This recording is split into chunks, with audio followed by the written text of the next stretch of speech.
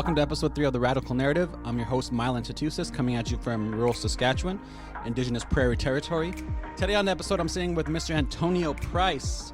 Join us as we talk about land-based education, prairie province racism, the dollar store versions of America, and a cool land-based master's program. In complete disclaimer, he is a settler.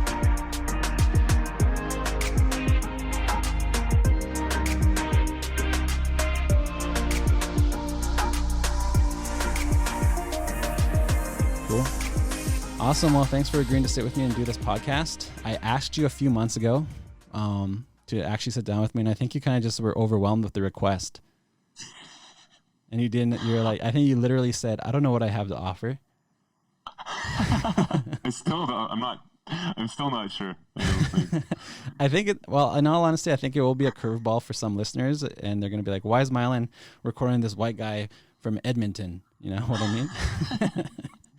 Edmonton. No, yeah, I totally understand. That's why I'm not sure I have something to offer, but I hope so. Yeah, I think you definitely do when we dive into it. But yes, for the listeners who aren't aware or didn't read the introduction or bio, Anthony Price is a teacher in Alberta right now. I was his TA for 2 of his graduate courses in the Department of Educational Foundation's land-based master's program at University of Saskatchewan. So we kind of got to know each other doing land-based accesses in northern Manitoba and in Hawaii. So we were actually in those places together. But yeah, why don't you introduce yourself in your own way, and we could go from there. All right. Well, yeah, I'm Anthony Price. I currently teach high school in a little town called Thorhild. It's a pretty well-entrenched settler community just northeast of Edmonton. And I grew up in the Yukon. So my mom was a teacher, my dad was a teacher, and then my stepmom was also a teacher, and she worked for Finesk in British Columbia. So my first teaching job was actually for Dididot First Nation on Vancouver Island. Yeah, I think that's probably, like, we'll have a lot of chance to go a lot deeper, but that's kind of like my background and how I ended up in a program like Dr. Wilson's land-based masters. So yeah, I think that's how I'd like to start. Yeah, for sure. And it is a land-based master's, so you're more like the outdoorsy type. Like on your social media, yeah. you're climbing mountains and doing all this cool stuff. So you do position yourself as more like a outdoors type person. So naturally inclined to want to check out a land-based master's program. Yeah, absolutely. When I applied for it, I took my background just as I was growing up, and kind of my original thought process was that I was really interested in kind of what my role was within what we call Canada, and kind of combine what I saw when I read about the program, like my interest in the outdoors. And yeah, like you say, I'm a rock climber and backcountry skier, and that has kind of framed a lot of how I've come to see the world, and kind of where I've chosen to kind of dedicate my efforts as well, taken what I've learned in my land-based practice and applied it in my personal life too. Yeah. So already, like, you're definitely positioned. You mentioned Canada, you mentioned being a settler, and you're mentioning being a rock climber and a backcountry skier, which are really, like, in my experience growing up as an Indigenous person, are very like settler things to do. Like to sort of have to have access to these sports that, you know, the average res kid may not have access to. Yeah, so you did take the Indigenous land-based master's program, and then you kind of went through this whole transformation and awareness in those programs. Like, so you're positioning yourself on landscape, obviously, right now with the work that you're doing and what you do on the side and how you identify as an outdoor person. But what was this whole transformation that took place in the class? Because now you're doing something unique. You're doing something unique as an educator and as a person, as a settler male. I think I knew it was coming when we read Eco Heroes Out of Place by Courtwig and Oakley. Mm-hmm. I kind of had an idea when those authors were writing about McCandless and Into the Wild, and I forget his name, but the guy that was in Grizzly Man, and about how their kind of pursuit of that masculine individualism and going out into the wild, and how that silenced indigenous knowledge in the territories in which they were inhabiting, and they paid the ultimate price for that. I kind of then really started to begin what you call that transformation, where I was starting to think about like what I do in my pastime and how that is, they're not overly inclusive things to take part in. And it's kind of put me in this place where I want to be able to create space in these places that have predominantly become colonial themselves. So, I mean, I made this commitment to only travel to areas or traditional territories in which I have permission, and it was predominantly because of that, like my mind opening to that, and just recognizing how colonial these areas have now become. And I mean, in my pedagogy as a teacher now too, I have a much more critical lens of, I mean, all of the outcomes that I have to teach for any of my social studies courses. And I think, like Dr. Wilson, I overheard conversation when we were in Hawaii, just how we weren't preparing our next generation for the world that was coming. And that's really resonated with me now that I've seen just how I've like kind of pulled myself out of the fishbowl and then looked back in and just realized what she's talking about and in our conversations. And that's really kind of framed my my way of thinking now. Yeah, totally. So yeah, you're coming at it from this perspective of having access to land and having that experience of, having the privilege to be out in those spaces, travel to that, learn some techniques and skills, and having to take this program, starting to realize there's an indigenous presence, there's indigenous history, and there's a very real colonial history, right? So now how do you position yourself as a settler in relationship to the landscapes you're working in? How do I position myself as a settler? Oh man. It's my work is with settler kids. That's how I see myself, that if reconciliation is to be a thing, it's indigenous people have been doing the heavy lifting for far too long, and it's with the families that are settlers and their children in my classroom that need to understand what it means to be treaty people and need to understand that we all inhabit indigenous land. And I think if you look just kind of what the land is telling us right now, I mean, Edmonton is smoky and I can't even tell you where the nearest fire is. And things are going on, and the only paradigm that I've seen that addresses kind of a relationship that is sustainable is an indigenous paradigm. There's no way around that for me now. So yeah, for sure. An indigenous paradigm, indigenous presence. And we unpacked a lot of that in our graduate courses with Alex Wilson's program. But you said something interesting. You said something, and I really like how you go about this, is that you're actually doing the work with settler kids, and you're actually doing the work in sort of your own silo, so to speak, of doing the legwork to sort of raise awarenesses and promote this paradigm that isn't necessarily promoted in formal, normal Western settler education and upbringing. Yeah, absolutely. I kind of figured out I think that's where my work is. I've experienced what it's like to live and work on reserve, and it's not as though I didn't really enjoy that experience. I think I'm a valuable educator in a community that I share my upbringing with, but because I have this breadth of experience and this, I would say, a vastly different worldview, it's my opportunity to kind of to share that and try to lead that sort of change in that community. Yeah. There's a lot of really great things going on in indigenous communities all over the world, and we need the same sort of awakening and work to be done in settler communities. Yeah, straight up.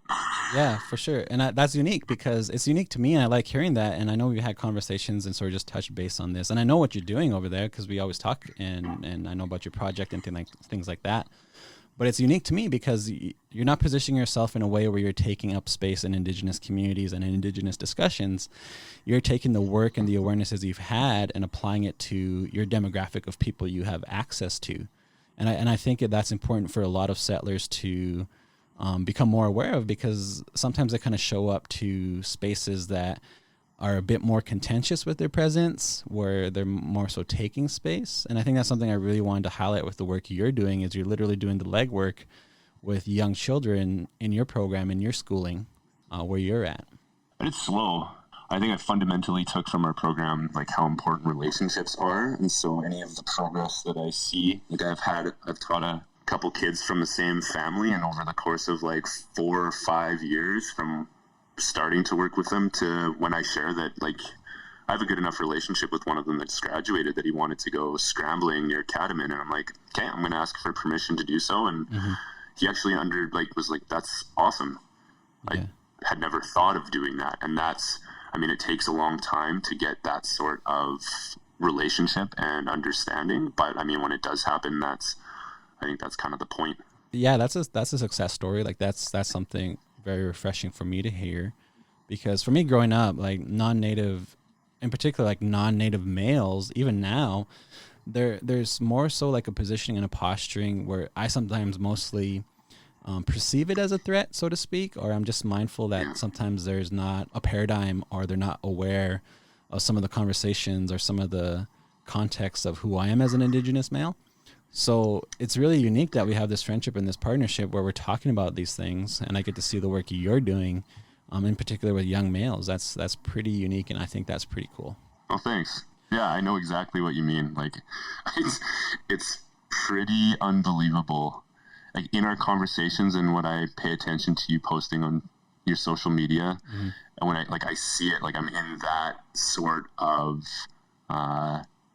community where that culture, that settler farming kind of, especially in our males, is very prevalent, and I find it so draining too. Now that I'm really conscious of it, it's exhausting.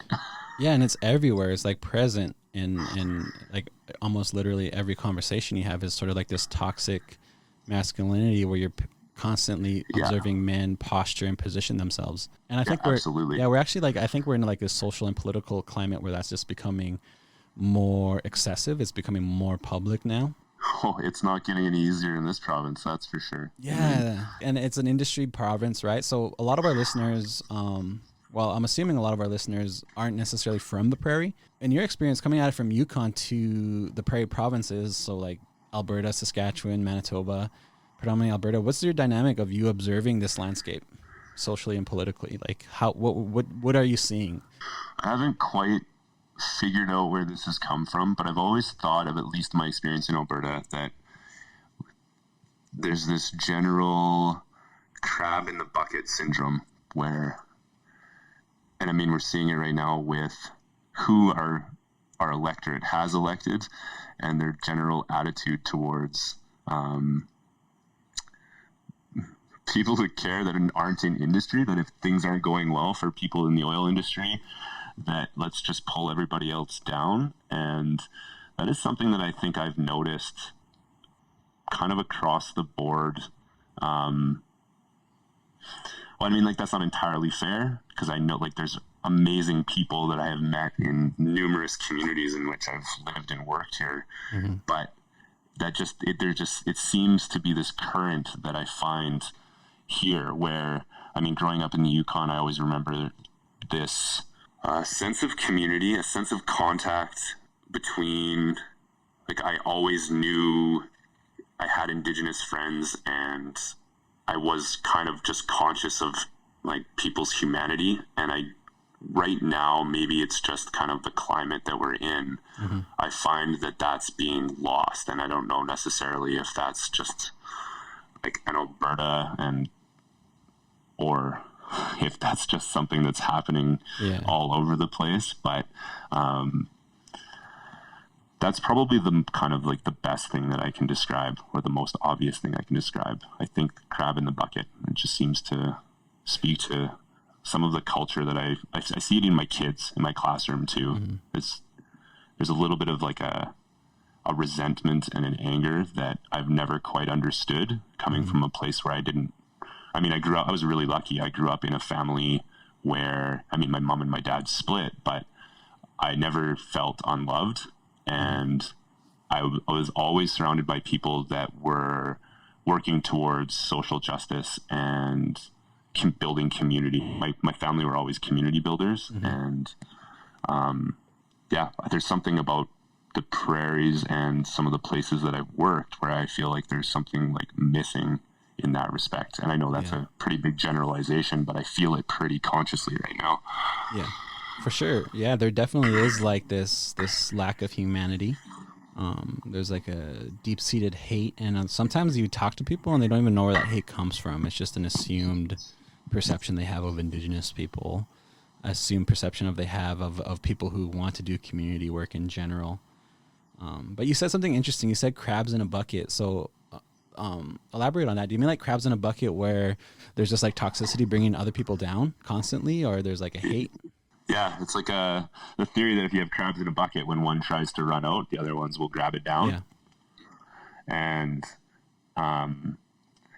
that's just kind of stuck with me from the way that some of my kids and families talk about like teachers are the best example right now. And like, I would never have cheered when families were losing their jobs on the patch, when things were down. Like, I know that means that people are hurting. But the culture in this province all of a sudden is just that our government has been kind of enabling this idea that we're the enemy too. And that I've never really quite understood that. I don't know where that comes from. Growing up somewhere outside of this province, I don't understand why that is a reaction to just tough times, that we'll look at other places to kind of really lash out at them when we all kind of need to be working together, simply put. Yeah, that's interesting, because the crabs in a bucket analogy, like a lot of people in the indigenous world, our indigenous sphere, say that a lot too about our communities. So it's cool to hear you say that about like settler communities but it's done in a way where like, it's almost like they don't want people to create a better world, is how you're explaining it to me. Or like, they don't want people to like liberate themselves and become more aware of things. It's like, no, stay here and stay stuck in this toxicity or this lack of humanity, as you put it. And I honestly think that's just come from our systems, like settler systems. There's something, and what are my experience at like Mao farms in Hawaii and just the way that Kamawalo'eno was speaking, I began to like kind of recognize, I think at least this is my perception of it, that my system is the one that has brought that idea that we like cut each other down, so that when he described like they're unlearning poverty, that the crabs in a bucket is probably the best description of what it means to actually have learned poverty. That's really like, to me, what that is. It itself is a perspective or a worldview, and that's what we have to unlearn. And our system is basically kind of creating that as our system becomes more unequal and more of us are kind of squished by it, that's what's going to happen to us. Like, it's hard. I feel like this kind of a little bit downtrodden this year. Like, I love teaching. I don't think I've found, when people say that it's kind of a calling, like I know exactly what that means, and I love teaching. I love those interactions with students. And I mean, this is one of my first years where I kind of feel like that's being crushed a little bit just by like the ongoing events here. So and you brought up Ma'o Farms. I'll probably put a link out to that in the show notes, because in Hawaii we got to see a lot of land-based projects out there together. We got to go out there and see a lot of the land-based work that indigenous peoples are doing in different capacities. So we definitely, I mean, I always benefit from doing those land-based accesses too. But yeah, that crabs in a bucket thing, that's an interesting analogy. I mean, to hear you position it that way outside the way I'm used to hearing it's really interesting to me. You also talked about, you just mentioned something about how it's like this paradigm that, of like lack of a better word, like Western culture, where it's competitive. There's haves and have-nots type systems and things like that. And ultimately that's like class, right? There's like class, and there's certain politics and economics in play that are really predatory, that are really toxic.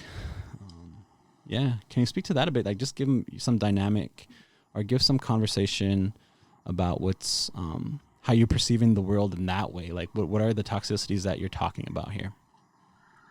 I mean, like, look at like how even somebody like Alexandria Ocasio-Cortez, like the way that she is approached on the steps of Congress, and all she's really asking for is like a common humanity among women, among minorities within the United States, and that I forget which male politician it was. I mean, he should be forgettable. Just calling her a bitch. It's brutal, and it's so indicative of that culture. Like just by questioning it, you now really see how sharp the system really is. Yeah. How it's entrenched this masculinity that it's not even really based on merit, that these systems are kind of perpetuating like the same people coming to the same positions, and then as soon as you question it, well, then all of a sudden you're this enemy. And that is a pretty like striking failure of our system. And I mean, Canada, it would be pretty naive to think that Canada is not that far behind, or that it's not possible for that sort of system to exist here, and like how far it's kind of moved along in the States. Because I mean, if you're Indigenous, I know that you've experienced that sharp end, and for predominantly for white males, like you don't see it because everything just seems to glide along so seamlessly. But that's really what is happening, and it's like just below the surface. Yeah, it's interesting too how you're giving context, like the American context, right? It's almost like this theme in the world where everyone loves pointing fingers at the U.S. Canadians love pointing fingers at the U.S., saying stuff's crazy there, right? But for me, like as an Indigenous person, a transboundary Indigenous person, whose traditional territory is both in the U.S. and Canada, Canada and the U.S. are sort of like different branches of the same tree, right? So it's like to have these general conversations we're having about land and politics and settler colonialism and things like that. We're viewing those things in very similar ways. Like it's not just like Canada or the U.S. right now. And I think you touched on that. Oh, like, absolutely. Yeah, that's definitely like my take is I pay attention to the U.S. politics, but fully aware that, that I always say in Saskatchewan, the racism's just like an inch below the surface. You just need to wipe it away and it'll raise its ugly head, and the toxicity's there. No, I 100% agree. And I think that's something that's indicative of Alberta as well. I mean, it's always been called like the Texas of Canada, but that's maybe why we're calling it that, because it's so similar here, so similar with our leadership. And the really dangerous thing that I've noticed is just that because we have leadership that speaks the way that it does about Indigenous communities, about women, and I mean about public service, that it's empowered a lot of people that hold really like pejorative beliefs and have kind of given them this voice that you can't really put that back in a bag. That's what I'm kind of a little bit afraid of, is that can't go back in now. I would agree. I think that we're seeing certain paradigms emerge that are really problematic, and you can't just like turn the other cheek, so to speak, to these things that are out there, and they need to be confronted. Yeah, and I think it's also like, it's almost like a comedy, like looking at Jason Kenney in Alberta. It's almost like a comedy to me, because it's almost like knockoff America, right? It's like the dollar store version of like what's going on in the U.S. Like they're trying to replicate so many economic and political jargon. And the funny part is it's working socially. Like it's working socially where you're actually like, well, when I go to Alberta, I'm actually seeing Confederate flags, out in the rural landscapes. And it's so weird. Oh, it doesn't make any sense either. I've had kids come up and say like, "Oh, it's Confederate flag. It's awesome, and like should be able to fly." Did you read that thing? And I'm like, it's not racist. I'm like, have you read the Cornerstone speech? Well, no. I'm like, oh, okay. Yeah, and it's so funny in rural Saskatchewan in general. Like a lot of the settler farmers, like second, third generation farmers, are early 1900 farmers, were here way later, like way later than the Civil War, and now they're just, like their heritage and lineage isn't even tied to that. So obviously it's like they're tying into the paradigm of what that flag is representing, you know what I mean, which is racism, which is white supremacy, which is power and dominance. It's really weird dynamic. It is. It is truly. It's really defied logic, and I can't quite figure out how that happened. It must be that they just put it on a nice, like on a bright orange Dodge Charger, and then all of a sudden, like, I mean, if you want to commit blasphemy out in my community, like, drive a little pickup truck that doesn't roll coal, and you're like a heretic. Yeah, but I think it happened because of the dollar store version of American, American stuff like that's trying to take that Alberta's trying to launch and take off. But I mean, a lot of the oil industry and sectors is tied to the U.S.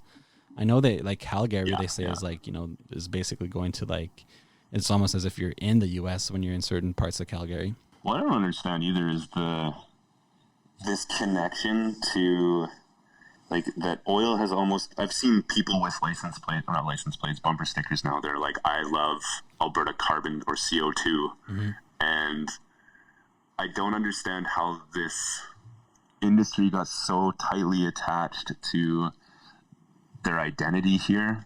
Maybe that's something just coming from another part of the country that I've never understood how that has become so fundamentally attached to an Albertan's identity, and that there's this weird belief in some, like I live in probably pretty blue collar, like they're the guys that are like working out on the patch doing like the rig hands and stuff, mm-hmm. that they have this connection to the CEOs of these companies in Calgary, and there's like almost nothing in common between the two, and yet they're more attached to like the survival of those individuals at their standard of living than they are to their own communities in a weird way. Like I've never quite understood that disconnect either. Yeah, I mean, the reality with like rural Saskatchewan and I would assume certain parts of Alberta is that a lot of the poor people work those industries, and they work those industries and they break their backs in those industries, like literally. Like, there's this assumption in indigenous communities that if you want to be productive, get a job, but they're not talking about how those jobs are labor jobs where you're literally breaking your body. And I see that in the oil and gas sector. I see that in the industry where, guys are coming back and working ridiculous hours, and it's just not a healthy way to live your life, but they're defending it tooth and nail. And it's like, I have a friend that said, he's like, I hear all about this work ethic, but how come we don't talk about any other ethic? It's always work ethic. Yeah. But I mean, like, there's tons of different ethics that we can and should live by. Mm-hmm. But the one that just seems so prevalent is work ethic. Come hell or high water, it's just you put your head down and you work and you don't think. Mm-hmm. And I think it's time for us to start thinking. Yeah, that's a really good point, because, the family systems are suffering, right? You work with young kids, and if that work ethic is how the family operates, then it's not a very safe environment, because it is sort of producing this toxicity of not taking care of your own emotional, mental needs, and not taking care of your body, because you're literally going to work till you're broken. And for some weird reason, that is the norm in Western Prairie Province culture amongst settlers and amongst the certain aspects of indigenous communities, is that you work your body until it breaks. And it's a very toxic belief that I think drives the politics and the economics in these provinces. But yeah, they're poor people. There's like literally poor people out here who are defending, certain economies that aren't for them at all. No, not working in their interest anymore. Yeah. And that's, I think, what's changed so much. There was like this, it can even be a myth from kind of its heyday, but as our system has kind of grown more and more unequal, it's almost undefendable how little in our interest this system truly is, unless you're in that, well, give it the benefit of the doubt, but like the top 5%, like, mm-hmm. And I mean, even that's so short-sighted as well, that at some point we're gonna have a reckoning with, I always think about long after the last river has been poisoned and the last fish has been caught, we'll realize we can't eat money. And I think that's just always stuck with me. Yeah. So did you see that on like some motivational poster? It was when I was subbing in Kataskana School in Enoch. I saw that on a poster. Yeah. we're at that point now. We're observing literally like the forest fires right now going on in California and Oregon, and yeah, it's getting to that point where, you know, crazy things are going to happen. Well, I mean, that's the thing with COVID, that it's like I even told my kids last year as I was starting my grade 10 course that this virus is going to be an epistemological problem. And they're like, what does epistemology mean? I'm like, okay, well, how do you know things are true? Like, we know these things to be true. That's just what our worldview is, and this is how we know them to be true. And something like a virus is going to just completely blow up how we think things should be. Yeah. And climate change is going to be the exact same problem. Yeah. And I mean, if you're still denying it, like, there's no helping you. That, but I mean, so many people think in terms of like, well, when this is over, but I mean, the way that I see it is that it's going to be just this chain of different like crises that are going to get kind of more and more frequent. There has to be some sort of really systemic change, and we're going to have to reckon with that really soon, because it's not going to get any better. It's just going to keep coming at us until we actually like do something concrete and big. Our first interview that Alex got us to do with Victor Oskenakissis in Opaskwiak, and he said that part of what he shared with Des, Catherine, and I was that our communities, like settler communities, would turn to indigenous communities for answers to things like this. That's always stuck with me too, that through this whole program, I wasn't really sure what I was getting into, but I kind of picked up on this, that there are important answers that are found in your communities and your ways of knowing that are answers to these problems that we're facing. We're not going to, if we're just going to be talking about how to make a profit off the next best technology, I mean, we're just going to still face massive problems, and I only see money going to like fewer and fewer hands, but the consequences are going to be felt by the majority of people all around the world. And things are looking a little grim here. They are. I mean, they are. Like in my field, political ecology and indigenous studies, part of my research right now is looking at the political ecology of the prairie. But you hit the nail on the head where you said, like, you know, a lot of these disasters and these hazards and these changes, they're compounded, which means they're happening more frequently back to back to back, right? So you were talking about COVID being an epistemological issue right now. It totally is. And then on top of that, now we have forest fires. On top of that, we have economic crisis. On top of that, there's going to be something else. So it's like we're just getting herded into these very high stress situations where we're going to have to find some solutions to. Yeah. So you're thinking in terms of like indigenous epistemology helping the Western world. How do you see that happening? Like, what are your thoughts on that right now from where you're at in your position as an educator? Well, we have to have a better relationship with land, that it needs to be more respectful. I mean, I don't know if kids will think in terms of all aspects of creation, but their relationship and their understanding of what something means to be sacred can be much more developed. Our system has really kind of destroyed that understanding. And if you want to be able to protect these systems that we are entirely dependent on, that relationship has to be nurtured.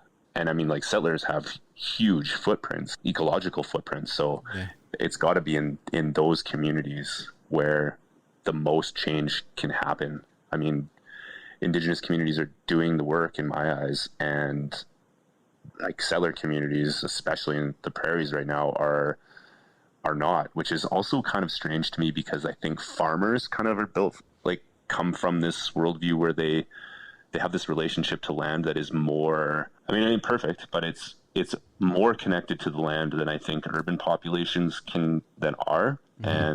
But it's much more extractive. But at least there's this kind of like base or starting point where like you watch the land, you watch your crops, you kind of pay attention to what's happening in the weather and the climate and the seasons. And I mean, that's a place that I can build on. Yeah, there's totally that dynamic on the prairie where farmers, you would assume that, and I know some of them are. Like I've had personal conversations with some that are pretty aware, pretty respectful, and they observe landscape in a unique way. But there's this one farmer that I had a conversation with out in rural Saskatchewan who was from Europe, and he was a farmer in Europe, and he married a woman over here in Saskatchewan, Alberta, Manitoba. And one of the things he pointed out to me that was really unique was he said farming for him and his family was like a way of life and an identity.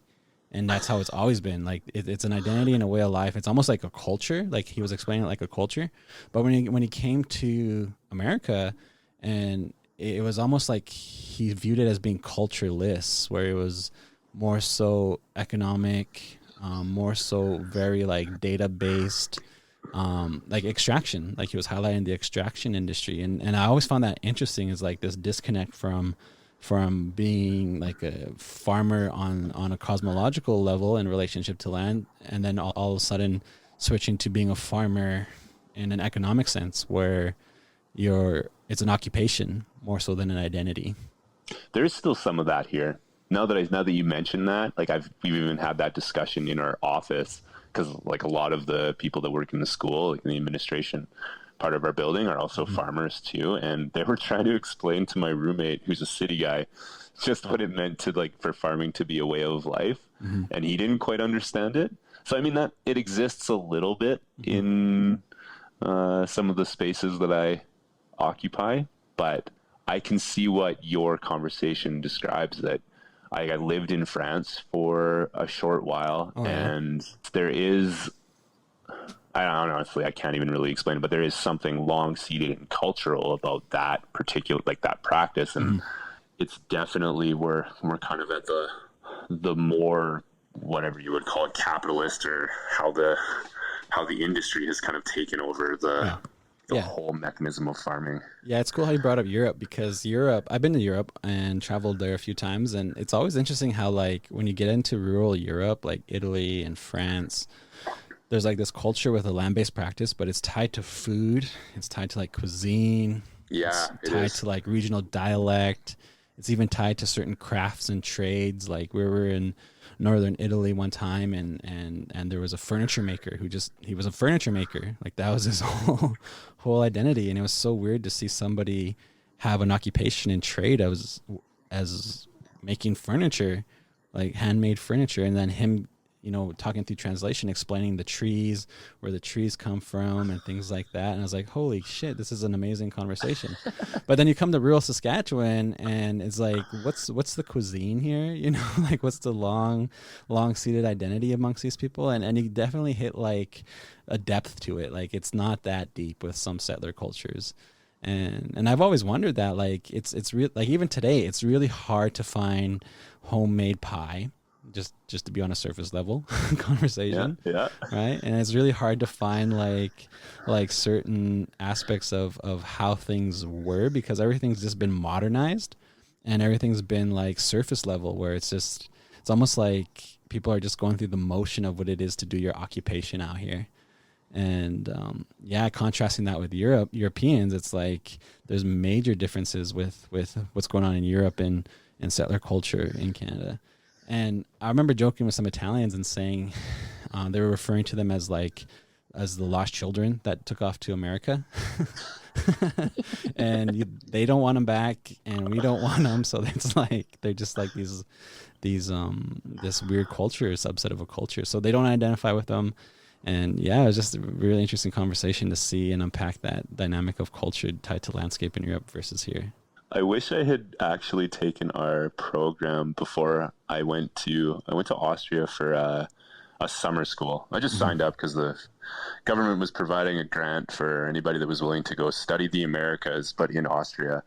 And like looking back, it was the most surreal experience to go to Europe and then study like North America and South America, like a European does. Like kind of looks at where I'm from.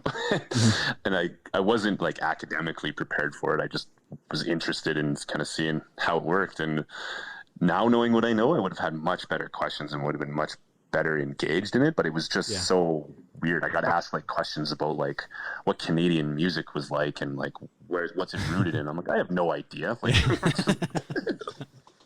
Yeah, well, let's unpack that a bit. Who are you like historically versus who are you today? So you position yourself as like a Canadian settler from the Yukon, but who are you historically? Like, if through your lineage. So like my genealogy, like okay, well, it turns out that my family name, so Price, is Welsh, and I have been lucky enough to, my dad, before he passed away, wrote as much as he could about at least his life story and what he knew of his family's past. But yeah, my family is predominantly British. So my dad's side we're English and Welsh, and on my mom's side we're Scottish. And my dad's side is predominantly a military family. And I mean, quite a ways back, we found my dad had oh my God, what is it called? My dad has a medal, Order of the British Empire, for his great uncle for opening up the Persian oil fields. So there is some reckoning there in my family line. Oh, based wow. on A settler has colonial history. Wow. Right? Yeah. So the four brothers, my dad's dad and his three brothers were all British, either Army, Navy, or Air Force. And yeah, so really deep-seated kind of that military family history. And my mom's side, I mean, her parents served in the war, but I don't think that was like part of their their sense of pride. That was just what they had to do, and much more blue collar upbringing, actually quite poor. And so there was four of those siblings that I grew up in Vancouver. And my mom's always been a very strong social justice advocate. And I mean, she knew of, like, her and Alex are friends already from her work. And so, I mean, like, the first time I even talked to Alex, my mom was looking to try to get Sheila McLean to come and to do a workshop with the Manitoba Teachers Federation, but then Sheila declined and passed along Alex. And so my mom has been a pretty huge influence in how I've come to see the world and in my profession and I guess personal life now too. And then my dad, no less too, he was in in his own way, like, we grew up spending our summers on seashell band territory in Narrows Inlet on the Sunshine Coast. And the property that they owned was actually the island that's right in front of it was Seashell Bend, was a sacred burial ground. And so that was kind of the first, or my dad even taught it what sacred meant. And so we used to spend our summers there, and we're really quite lucky. That was where I probably developed my first like real relationship with land in a way that was kind of, I haven't always thought in terms like this, but it was definitely spiritual. Yeah, so there's like a lot there for you, like just in terms of, further back you go, there's obviously like a colonial military history, and then coming at it to like where we're at now, having access to landscape, having a mother who did know Alex Wilson, obviously, early on in her career, and having a father and having access to certain aspects of respecting land already early on. I think that's pretty unique and it's fascinating to me. Like, part of the reason why I wanted you on this podcast was because we never really get into what makes a settler click, so to speak, or what's behind a settler in terms of their identity and their upbringing. So yeah, you're kind of exposing that to me, and ideally, hopefully, to some of our listeners. So what goes on? You're making us more human. Well, our joke, just to let the listeners in on a ongoing joke we had, was I think in Opaskoyak, when we were up there in that grad course, Anthony was talking about like his military history and him being, coming out from the English side, like the England side of things. And I was all like, yeah, maybe 250 years ago, we wouldn't have been friends. And he always brings that up. You always bring that up. Like, every conversation, you're like, yeah, well, 250 years ago, we wouldn't be friends. But now we are. Yeah. Now we're having a podcast, and you're unpacking a lot of this stuff for yourself here, and I get to watch. I bet it's interesting to watch. Sometimes I feel like a duck. Above the surface, everything's like calm, but underneath, I'm like, what the hell's going on? Just trying to stay afloat and navigate this stuff. Yeah, well, I think that's like the reality with grad school in general, is like people, get unsettled, like socially and politically. But with like the land-based masters, Dr. Alex Wilson's program, who I want to get on the podcast, for settlers and for I think any program that dives into decolonization on some level, it's really unsettling where they have to go through this psychological, mental, and even an emotional transformation on the fly. And it's not pleasant. It's not easy. But yeah, seeing you go through that on the fly in Hawaii too was pretty unique, because you had these conversations. You've exposed some of these conversations pretty early on in grad school. So yeah, it's definitely like you are a calm, cool duck on top of the water, but then I definitely get the vibe that sometimes you're like just trying to keep your head above water too. Well, it's not an easy program either. Like, you do have a lot of work to do, like academic work on top of what you call heart work. Mm-hmm. As you are experiencing this transformation, you're still expected to be able to articulate it in response to big questions. And so, it's a whole lot packed into a little time. Yeah, big emotional transformation, big unsettling stuff, and then have to still read, still write on top of that. Regular grad school programs are pretty easy compared to these land-based accesses because we pack a lot into like 2 weeks. Yeah, we do. Yeah. And my job was to keep you guys on task, facilitate some discussions, but make sure everyone gets through it and we don't lose anybody. I think I was pretty successful. Yeah.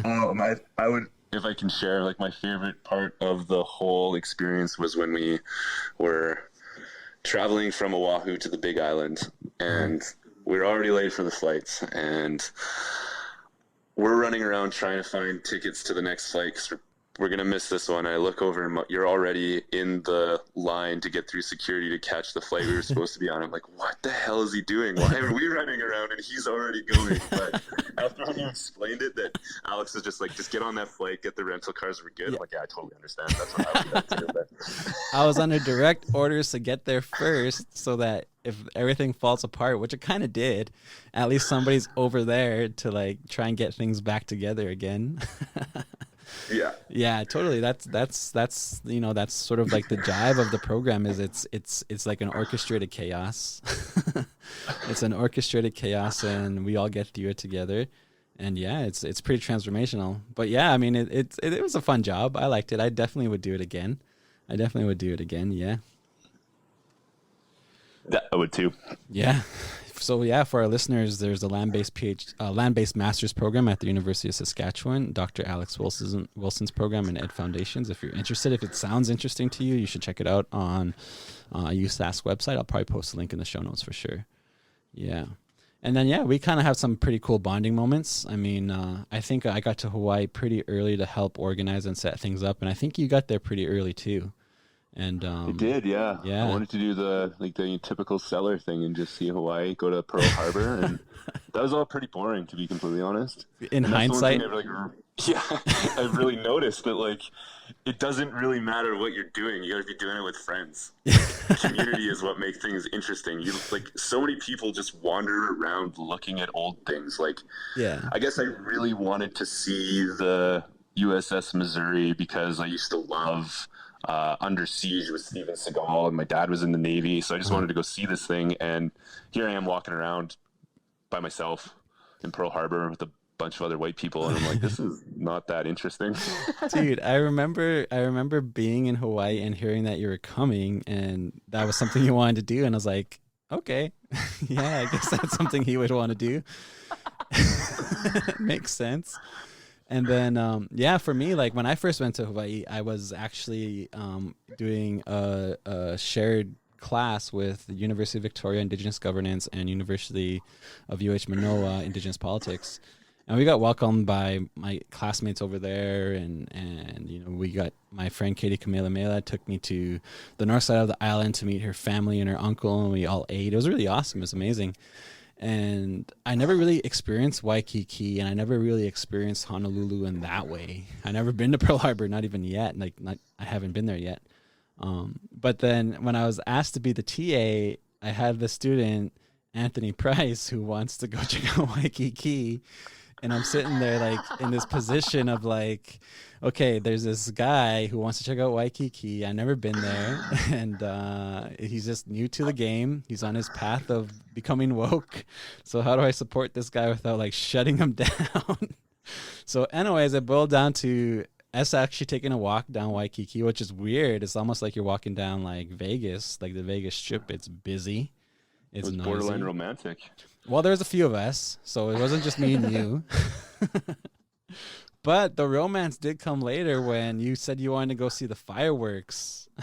And I was all like, oh, yeah, man, this guy wants to see the fireworks. And I was just like in this place of like trying to be a supportive TA and mentor at that point. So I was all like, well, let's go see the damn fireworks. So we're like driving around trying to find a place to park. And yeah, we actually brought in 2019 together.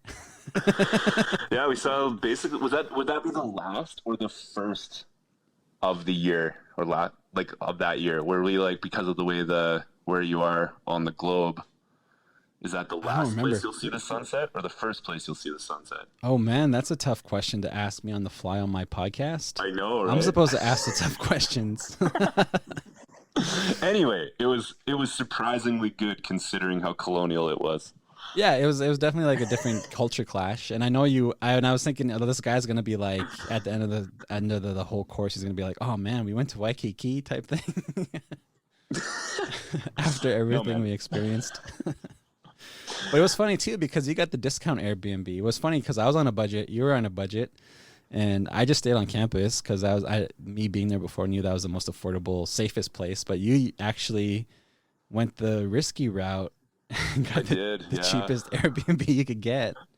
It was basically as close as you get to Waikiki for like under $50 a night. Yeah, and you got what you paid for. Yeah, I got cockroaches for like my whole stay on Waikiki or on Oahu. So even when we went to when we started the course and Alex had us at that kind of, it was actually more or less a resort, but I thought I had this awesome penthouse like big bedroom suite thing because I was the only one that wasn't paired up with anybody else. Yeah. And oh my God, there was cockroaches everywhere in that room. It was crazy. We picked you up that next morning and we were looking for you. And he's like, you sent us the address. And me, Daryl, and a few other guys were like, this is the address. He's in Waikiki. It's probably like some bougie, nice place. And we pull up and it's like this weird ass house that's in the middle of like an alley basically. And you come walking out. It was a rental place too. It was a hostel or Airbnb and scooters. But a bunch of scooters in like the parking lot. It was pretty weird. All the batteries were in the kitchen. Yeah, it was crazy. Yeah, you were telling us about it. Yeah, and then we actually had to share some meals. I remember we had to survive on some spam musubi from like 7-Eleven or somewhere, and then after the program we actually shared some locomoco, so that was good. Yep, it was delicious. Yeah, I can't really explain to you what that is, but it's good. Yeah, people could Google it. People will Google it, but yeah. Yeah, cool, bro. Well, thanks for sitting down with me on this podcast. Thanks for, highlighting some of the stuff that you're going through. And I think it's really important for us to see what you're going through because for me, it's almost like an expose of the transformation that's taking place for you and has been taking place for quite some time. What's your advice to like other educators that are settler out there? Like, what's your advice to the settler world in general? Holy moly. Be open to hard work. That if you point yourself in the right direction, that you're going to find kind of aspects in your heart that are difficult to deal with. And you're going in the right direction when you kind of sit down and kind of embrace that you're going to have to work through that feeling that you should feel guilty for assumptions that you may have had, but the reality is that you're in a place where you will know better and can move forward. That sounds pretty formal, but that's kind of like what I would say. That you'll find some assumptions buried pretty deep, and those are the ones that need to be questioned. Yeah, and unpack the whole baggage there. Yeah. Yeah. Cool. Awesome. Yeah, that's why I wanted you on the podcast, was to sort of get that message out there to people, because yeah, like I said early on, is there's a sort of tendency for like white people and settlers just to show up and take a lot of space. And I always say in my lectures and my talk as an educator that, you need to have these conversations at your family's dinner table. You need to have these conversations in your family system and your community. And you're doing that work in the space you're working in, and it's really interesting to see. Thank you. Yeah, man. Any shout outs, any closing remarks you want to give? Yeah, definitely to you. I think you were my TA for my first half, like both my first 2 field courses, and you made that experience kind of as enriching as it was. Like, I think our relationship has kind of become what it is because of those experiences, and I'm grateful for that. Cool. Definitely to Alex Wilson. I don't know how she does it, but in the way that she goes about doing the work that she does, I am inspired. To my whole cohort too, they made a pretty indelible impression upon me. Like, each of them are doing great things across, like Kaimi and Kawai in Hawaii, and Daryl and Pa in Pueblo, and everybody across Canada. Like, they're all doing amazing things, and I love the relationships that we all have now, and just our professors as part of our program, Dr. McKenzie and Dr. Crawford, our Tanis, and any of our profs that we had. Oh, and Dr. Manumeyer in Hawaii. Yeah. There's a lot of thank yous, a lot of gratitude to go out. So I have a table full of cards that I'm trying to send out to people that were influential in me getting through my program, and yours is here too with your gift. So. Oh, cool. Yeah. Yeah, well, I was going to drive over there and we were going to actually pod together, but it just didn't work out with COVID and scheduling, but this is the next best thing. Yeah, cool, bro. Well, I'm going to link up a lot of the stuff to the show notes we talked about, Ma'o Farms and the program itself. This pod really started to highlight the land-based master's program, which is pretty cool. And I definitely want to get Dr. Alex Wilson on here so we could unpack some the stuff that she's doing, because she's doing a lot of amazing work and has really opened a lot of doors for me and gave me a strong foundation to also do similar work. So, yeah. Perfect. Cool, bro. Well, thanks for everything. I wish you the best, and we'll be in touch. And yeah. Yeah, thanks for having me. No problem. Take care. All right. You too. Bye.